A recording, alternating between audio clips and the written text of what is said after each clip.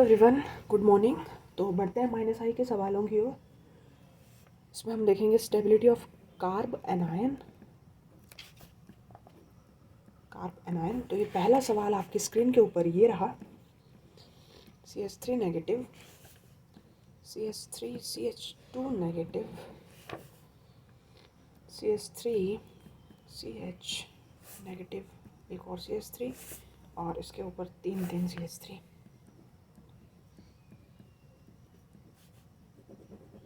Single bond है। तो इसमें स्टेबिलिटी का ऑर्डर बताएं साहब कि कौन सा कार्ब एनायन सबसे ज़्यादा स्टेबल होगा और कौन सा वीक।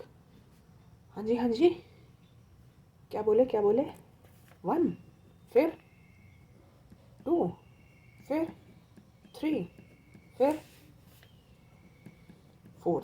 क्यों ये ऑर्डर है साहब? क्योंकि कार्बन आयन की स्टेबिलिटी देखी जाती है खींचने वाले ग्रुप कितने लगे हैं, या फिर देने वाले कितने कम होने चाहिए, देने वाले कितने कम हैं।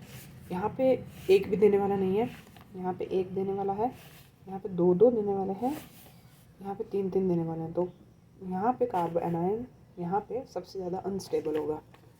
समझ में आ गई बात? मूव करते हैं सेकंड सवाल की ओर। सेकंड सवाल आपकी स्क्रीन के ऊपर ये रहा।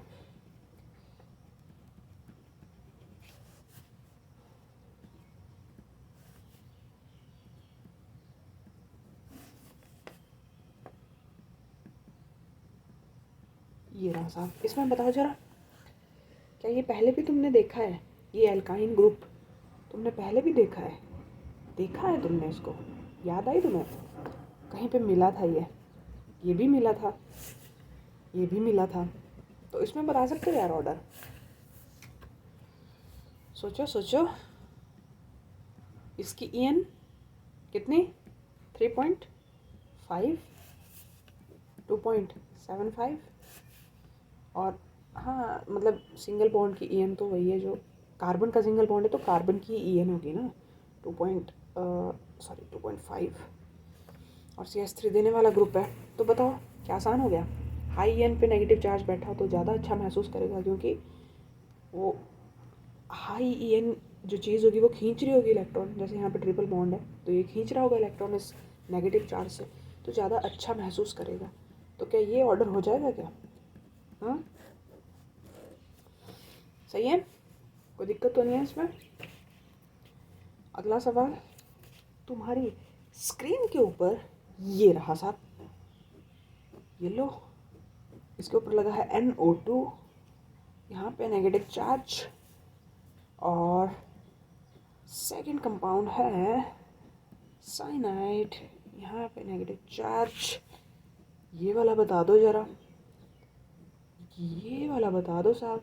ये तीसरा सवाल, क्या ऑर्डर रहेगा इसमें? पहले क्या देखते हैं? डिस्टेंस, फिर क्या देखते हैं? नंबर ऑफ ग्रुप्स, फिर क्या देखते हैं? पावर।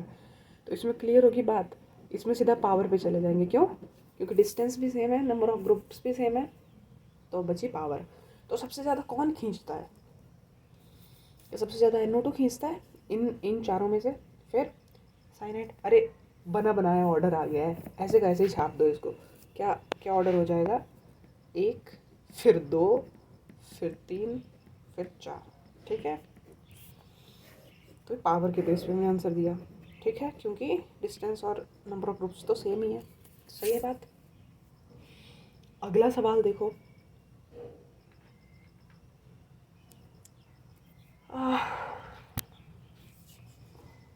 और तुम्हें मैंने बोला था ना यार कि सवाल करना प्रीवियस ईयर के, या जहाँ से भी मिल रहा होगा मटेरियल अपनी पुरानी कोचिंग्स के, कहीं से भी नीट के प्रीवियस ईयर्स के करना। तो किए क्या आप लोगों ने सवाल? ये रहा यहाँ पे, और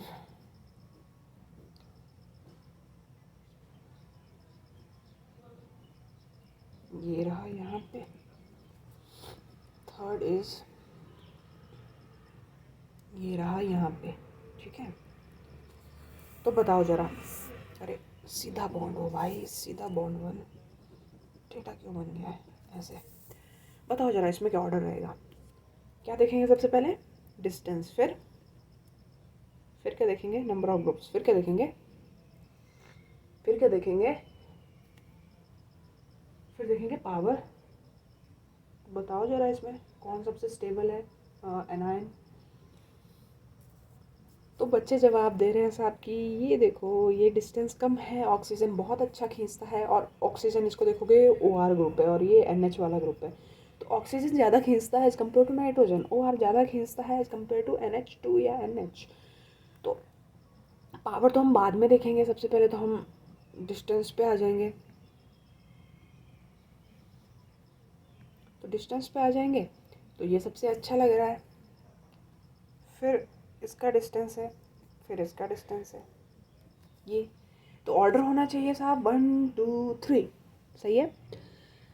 ये डिस्टेंस वाइज, कम डिस्टेंस, ज़्यादा डिस्टेंस और ज़्यादा डिस्टेंस। पर इसका ऑर्डर ये नहीं है साहब, इसका आंसर ये नहीं है।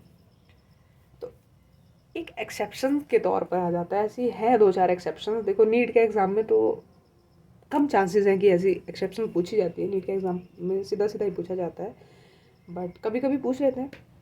तो एक एक्सेप्शन बता दी मैंने आपको, एक 2-4 और है, देखूंगी अगर बतानी होगी तो बता दूंगी यार। देखो यहाँ पे इसमें क्या है, ये आंसर नहीं है 1 2 3। इसमें पता क्या होता है, इसमें ये एक्सप्लेनेशन आती है कि जो लोन पेयर है ना ऑक्सीजन के ऊपर, लोन पेयर ऑफ इलेक्ट्रॉन्स, आपको पता है ना होते हैं ऑक्सीजन में। इनऑर्गेनिक से ज़्यादा अच्छी बात क्लियर होगी लोन पेयर वाली। तो ऑक्सीजन में लोन पेयर होते हैं, 2 लोन पेयर हैं, 4 इलेक्ट्रॉन पड़े हैं। तो ये और नेगेटिव चार्ज एक दूसरे को रिपेल करेंगे, यहाँ पे रिपल्सन हो रही होगी बहुत ज़्यादा, रिपल्सन, ठीक है। तो इस वजह से इसकी स्टेबिलिटी कम हो जाती है। बाकी तो ठीक है कि डिस्टेंस फैक्टर को हमने मायने दिए हुए हैं, हमने प्रायोरिटी दी हुई है, लेकिन इस वजह से इसकी स्टेबिलिटी कम हो जाती है रिपल्शन की वजह से। अदरवाइज तो इसने सबसे अच्छे होना था, और रिपल्शन की वजह से ये कहाँ जाता है, अब इसके बाद आता है क्या, नहीं ये इसके भी बाद चला जाता है, समझ रहे हो। कहाँ तो इसने टॉप पर बैठना था और कहाँ ये सबसे लास्ट पे चला जाएगा। तो इसका ऑर्डर हो जाएगा 2। यहाँ पे देखो दूर है ना, तो यहाँ पे इसलिए रिपल्शन नहीं लगेगी। ये पोजीशन आपको पता है ना, मेटा पोजीशन होती है, ये ऑर्थो पोजीशन होती है और ये पैरा पोजीशन होती है। तो ये मेटा पोजीशन पे है और यहाँ पे ये दूर चला गया है, ठीक है। तो यहाँ पे रिपल्शन नहीं होगी। यहाँ पे तो और भी दूर है, नाइट्रोजन के ऊपर भी लोन पेयर होता है, ठीक है। यहाँ पे इन दोनों के इसमें कैसे जवाब दिया हम लोगों ने, डिस्टेंस फैक्टर को देख के। 2 हो जाएगा, फिर 3 हो जाएगा, फिर 1 हो जाएगा, ठीक है।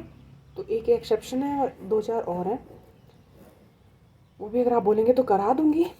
बाकी आप मेन चीज़ याद रखना, जो भी सिंपल सा कंसेप्ट बताया उसे याद रखना कि एनायन की स्टेबिलिटी -I के डायरेक्टली प्रोपोर्शनल होती है, कैटायन और फ्री रेडिकल की स्टेबिलिटी +I के डायरेक्टली प्रोपोर्शनल होती है। डिस्टेंस फैक्टर देखते हैं, नंबर ऑफ ग्रुप्स देखते हैं, फिर पावर देखते हैं, ठीक है। तो ये रहे -I के सवाल। और इसके बाद हम करेंगे एसिडिक स्ट्रेंथ और बेसिक स्ट्रेंथ। तो शाम को 4 बजे एसिडिक स्ट्रेंथ में मैच होने वाला है HF, HCl, HBr और HI का। तो इन चारों का मैच होने वाला है शाम को 4-5 बजे के आसपास। तो आप लोग आ जाइएगा मैच देखने, इनका मैच देखेंगे हम कि कौन जीतेगा कौन हारेगा, ठीक है। तब तक के लिए सवालों की प्रैक्टिस करें, +I -I के, और कुछ भी डाउट आता है तो पूछें ज़रूर से। Okay bye.